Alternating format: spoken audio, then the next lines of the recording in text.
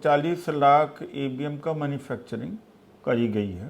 अब ये मशीनें सरकारी कंपनियों ने बनाई है। इलेक्शन कमीशन ऑफ इंडिया ही के ऊपर विश्वास रहा नहीं, क्योंकि इलेक्शन कमीशन ऑफ इंडिया में सरकार के लोग हैं, तो निष्पक्षता कहाँ रह गई। इसीलिए जनता के दरबार में हम जा रहे हैं और जनता बचाना बहुत जरूरी है। अपने संगठन की पहचान बनाए रखने के, अपनी अहम के लिए, वरना कत्ले आम होगा। अब कभी दोबारा चुनाव नहीं होने वाला। अगर ये जीत गए, 146 सांसदों को फेंक दिया है। कांग्रेस या किसी पार्टी का अस्तित्व रह गया है? तो मतलब माना जाए ना कि ईवीएम से दो ही दल जीत सकता है भारत में, या तो कांग्रेस जीत सकती है, नहीं तो बीजेपी जीत सकती है। मेरे साथ डॉक्टर उदित राज हैं। इन्होंने लगातार ईवीएम के खिलाफ मोर्चा संभाल रखा है और इनके नॉर्थ एवेन्यू वाले आवास पर 3 बड़ी बैठक हो चुकी है ईवीएम को लेकर। तीनों राज्यों के नतीजे आने के बाद ईवीएम पर लगातार सवाल उठ रहे हैं। इंडिया गठबंधन ने कहा है कि वीवीपैट की गिनती हो और वीवीपैट की पर्ची निकले, लोग उसको बॉक्स में डालें। सर, ये ईवीएम, आप लोग चुनाव हारते ईवीएम शुरू कर देते हैं? नहीं, ऐसा नहीं है। कम से कम तो हमारा संगठन, मैं तो हमेशा बोलता रहा हूँ कि जिस चीज़ में जनता का विश्वास न हो उसको नकार देना चाहिए। जर्मनी में क्या हुआ कि 2 लोग मात्र गए थे सुप्रीम कोर्ट, कि हमें यकीन नहीं है, कोई एजिटेशन भी नहीं हुआ, और उसी के आधार पर सुप्रीम कोर्ट ने आदेश दे दिया कि ईवीएम से न होकर के बैलेट से चुनाव होना चाहिए, और जर्मनी में हो गया। तो कौन सी बड़ी बात है जब विश्वास नहीं है। बाकी इसमें बहुत सारे एक्सपर्ट्स की स्टडीज है कि ये विश्वसनीय नहीं। उसमें थोड़ा सा आप कहें तो हम जिक्र कर दें, जैसे कि लगभग 40 लाख ईवीएम का मैन्युफैक्चरिंग करी गई है, और भारत इलेक्ट्रॉनिक्स लिमिटेड के द्वारा और इलेक्ट्रॉनिक कॉरपोरेशन ऑफ इंडिया के द्वारा। अब ये मशीनें सरकारी कंपनियों ने बनाई है। चिप्स भी सरकारी कंपनियों ने बनाई है। इलेक्शन कमीशन ऑफ इंडिया ही के ऊपर विश्वास रहा नहीं, क्योंकि इलेक्शन कमीशन ऑफ इंडिया में अब सरकार के लोग हैं, तो निष्पक्षता कहाँ रह गई। जब इलेक्शन कमीशन ऑफ इंडिया में ही लोगों की आस्था नहीं रह गई, तो ईवीएम में आस्था रहने का कोई मतलब नहीं होता। वो कुछ भी कर रहे हैं अंदर। इसमें 2 चीज़ जरूरी है जानना आम जनता के लिए। एक तो जहाँ बटन दबाया जाता है, बीयू कहते हैं, बैलेट यूनिट कहेंगे, और दूसरा जहाँ डाटा जा कर के स्टोर होता है, कंट्रोल यूनिट में चिप्स होती है। तो जो बटन दबाई जाती है, अब क्या है, वीवीपैट में जाती है। वीवीपैट में 7 सेकंड के लिए दिखता है कि हमने कमल को दिया, हाथी को दिया, दिख रहा। फिर संतुष्ट हो जाता है मतदाता, लेकिन उसके बाद वीवीपैट के बाद में चिप्स में जा रहा डाटा, कंट्रोल यूनिट में जा रहा। अब वहाँ चिप्स में क्या गड़बड़ी हो सकती है, तो और चिप्स में प्रोग्रामिंग किया जा सकता क्या प्रोग्रामिंग की गई है पहले से। वो कहते हैं बर्ट है, उसके बाद में इसको कोई कर नहीं। मैं आ रहा हूँ, उस पर आ रहा हूँ, मैं समझ रहा हूँ। तो अभी क्या है कि इंडिया गठबंधन की मीटिंग हो, तो उन्होंने कहा कि ऐसा कर लिया जाए कि 100% वीवीपैट का पर्चियाँ मतदाता के हाथ में आ जाए, मतदाता अपने हाथ से डिब्बे में डाल दे, और उसके बाद में उसकी काउंटिंग हो। तो सुप्रीम कोर्ट दुर्भाग्य से साथ नहीं दे रहा है इसमें, और इलेक्शन कमीशन ऑफ इंडिया भी साथ नहीं दे रहा। तो इसीलिए जनता के दरबार में हम जा रहे हैं, और जनता बचाना बहुत ज़रूरी है। आह्वान करता हूँ आपके माध्यम से कि जितने संगठन हैं, और SC ST OBC के धर्मनिरपेक्ष के, वो साथ आएँ। एक चीज़ मैं आग्रह करना चाहूँगा कि अब तो अहंकार छोड़ दें, और जो भी संगठन छोड़ दें। जिसके पास ताकत ना हो वो न लड़े। छोटा छोटा जंतर मंतर पर कभी कर दिया, कभी यहाँ कर दिया, उसका असर पड़ता नहीं। असर पड़ता है जिस तरह से किसानों ने किया, असर पड़ता है जिस तरह से कर्मचारियों ने रामलीला मैदान में 1 अक्टूबर को भर दिया और सरकार थर्रा पड़ी और कैबिनेट में बैठक हुई उसके मामले में। हम उस तरह का कार्यक्रम करेंगे, हमारा कार्यक्रम बड़ा ही होता है। अभी 5 नवंबर को जो किया हमने, रामलीला मैदान करीब करीब भर दिया। हो तो बड़े स्तर पर या तो न हो, क्योंकि उससे कुछ फर्क नहीं पड़ता है। अपनी भड़ास निकालने के लिए, अपने संगठन की पहचान बनाए रखने के लिए, अपनी अहम के लिए, वरना कत्ले आम होगा। अब कभी दोबारा चुनाव नहीं होने वाला। अगर ये जीत गए, संविधान को तो आधी ख़त्म कर दिया है, नौकरियां ख़त्म हो जाएगी, लोगों को गुलामी के दौर में पहुंचा देंगे। अभी भी सुधर जाए समाज के लोग, जो जेबी संगठन बनाए हैं 10 आदमी नहीं हैं, बक बक बक बोलते हैं। बोलने से सरकार का कोई असर पड़ता, सोशल मीडिया से कोई असर पड़ रहा। सोशल मीडिया में जितना भड़ास निकाल लीजिए, संगठन चाहे जितना बनाना हो बना लीजिए, लेकिन जब तक जनता नहीं खड़ी होगी, इकट्ठा नहीं होगी, तब तक असर नहीं पड़ेगा। जनता ही हिलाती है। Peoples power is ultimate power.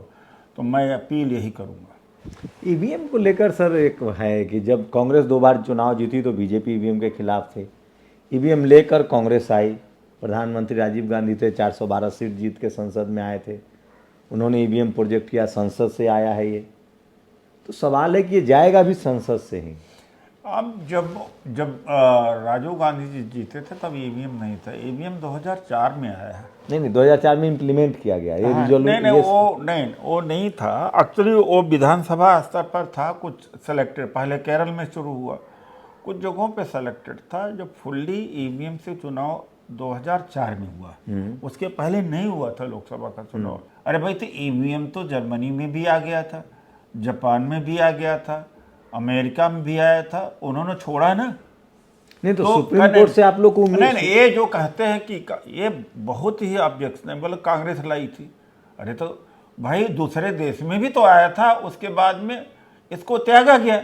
एक कोई कुतर्क होता है, इसको ऐसा कह करके बीजेपी को ताकत देने के बराबर है। कांग्रेस लाई, कांग्रेस लाई। लेकिन कुछ लोग कह रहे हैं कि कांग्रेस बीजेपी का ना गठबंधन है, 5 साल 10 साल तुम, 5 साल 10 साल हम, कोई गैर सवर्ण लीडरशिप वाली पार्टियां सत्ता में ना है, या तो कांग्रेस है या बीजेपी है। ऐसा कांग्रेस तो चुनाव जीती रही है ना, कर्नाटक जीती है, तेलंगाना जीती है। कहाँ जीता है?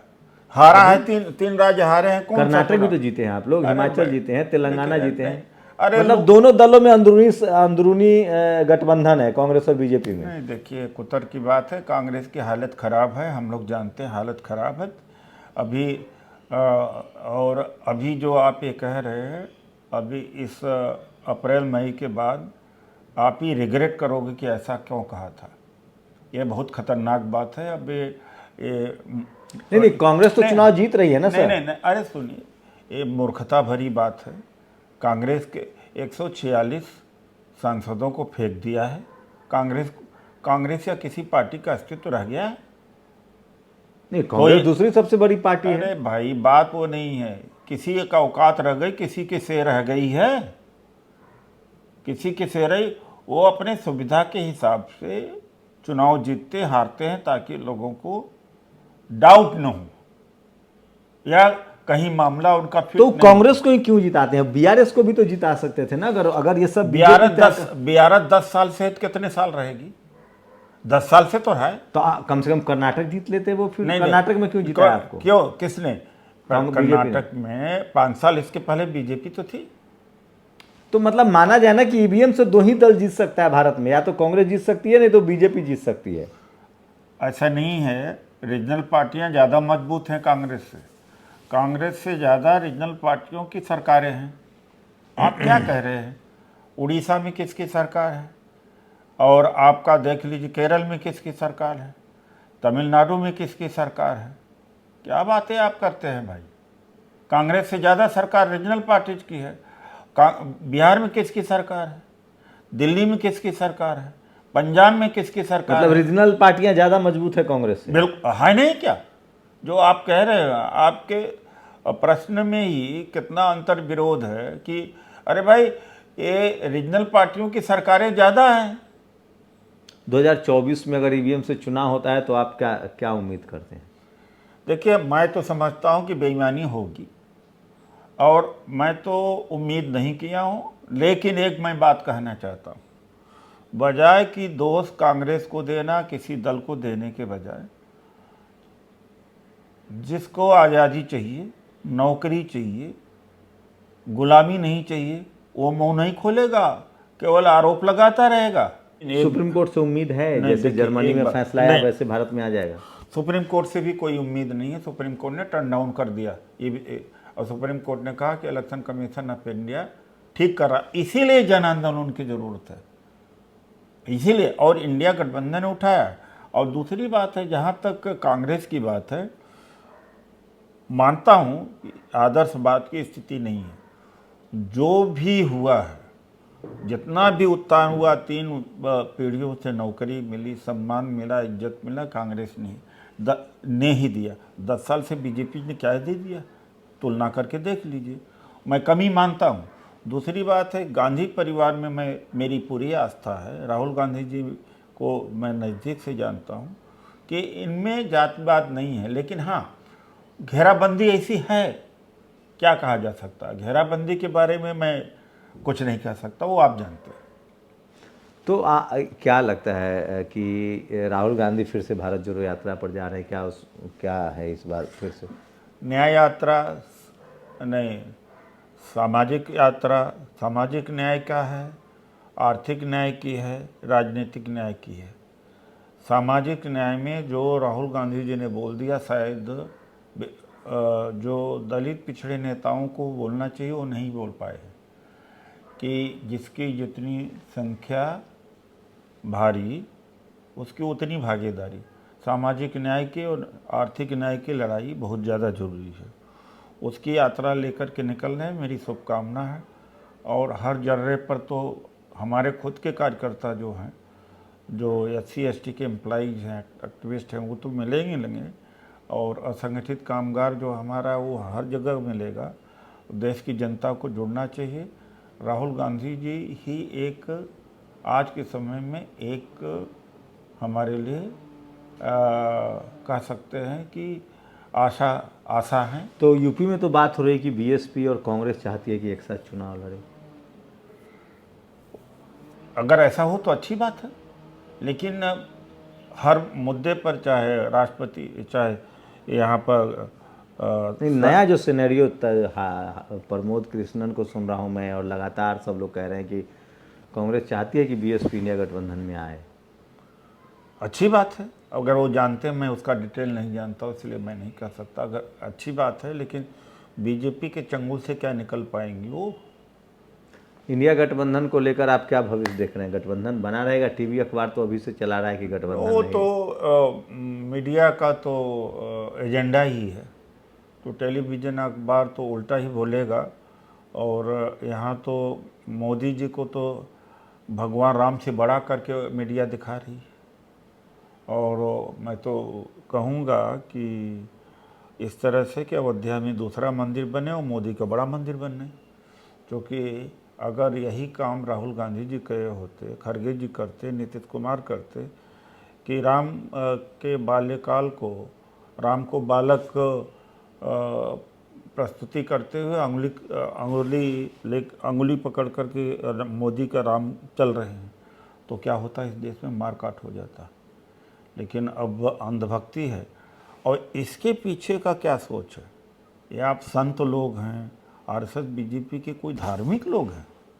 ये धार्मिकता से इनका कोई लेना ही देना नहीं। इसके पीछे वोट, सत्ता प्राप्ति है। धार्मिक इस तरह से प्रदर्शन थोड़ी करते हैं। आपका एजेंडा ईवीएम ही रहेगा 2024 तक? हमारा एजेंडा है ईवीएम रहेगा, ईवीएम हटना चाहिए। और हम पूरे देश में जा रहे हैं ईवीएम पर। ईवीएम भी लड़ाई चलती रहेगी, और न्याय यात्रा, सामाजिक यात्रा भी चलती रहेगी। इंडिया गठबंधन चुनाव लड़ता रहेगा। बहुत सारी गतिविधियों को एक ही साथ चलाने की ज़रूरत है। डॉक्टर उदित राज बहुत ही कटु आलोचक माने जाते हैं, लेकिन समाज के जो कमजोरियां हैं उस पर भी खुलकर बात करते हैं। लेकिन मैं ये भी जानता हूं, व्यक्तिगत रूप से भी जानता हूं और सोशली भी आप सब जानते हैं, एक अधिकारी थे और नौकरी छोड़ा, आराम की ज़िंदगी जी सकते थे, सबको पर लगातार संघर्ष किया है। तो इनकी कोशिश होती है, इनकी तकलीफ़ों को समझिए, इनकी पीड़ा को समझिए कि आज पूरा बहुजन समाज, खासकर SC ST OBC और किसान जो है वो अपने संवैधानिक अधिकारों से दूर हो रहा है। आपको लड़ाई धर्म की दिख रही है, लेकिन सच में इस देश में जो संवैधानिक अधिकार है SC ST OBC का, उसको छीना जा रहा है और उसको लेकर इनके मन में बहुत बेचैनी रहती है, पीड़ा रहती है दिन रात। कैसे इस देश के बहुसंख्यक आबादी, जाट, गुर्जर, पटेल, मराठा, कुर्मी, कोयरी, यादव, किसान, और बात सच तो है, कह रहे हैं आप उदित राज जी से सहमत हो सकते हैं, असहमत हो सकते हैं, लेकिन दरकिनार नहीं कर सकते हैं। जिन लोगों ने जाति बनाई, हम अपनी जाति देखकर अगर नेता चुनेंगे तो बाबा साहब का जो सपना था जमात बनने का, SC ST OBC जातियों में बटे समाज को उन्होंने SC ST OBC कहा, अल्पसंख्यक कहा, और आज उनके संवैधानिक अधिकारों का हनन तो हो रहा है। आपका रिप्रेजेंटेशन छीना जा रहा है, high court, supreme court, judiciary, media, bureaucracy, college, university, business, sports, power centres में आप नहीं हैं, क्योंकि आप जातियों में बटे हुए समाज हैं। जब तक आप जमात नहीं बनेंगे तब तक आपके संवैधानिक अधिकार नहीं मिलेंगे।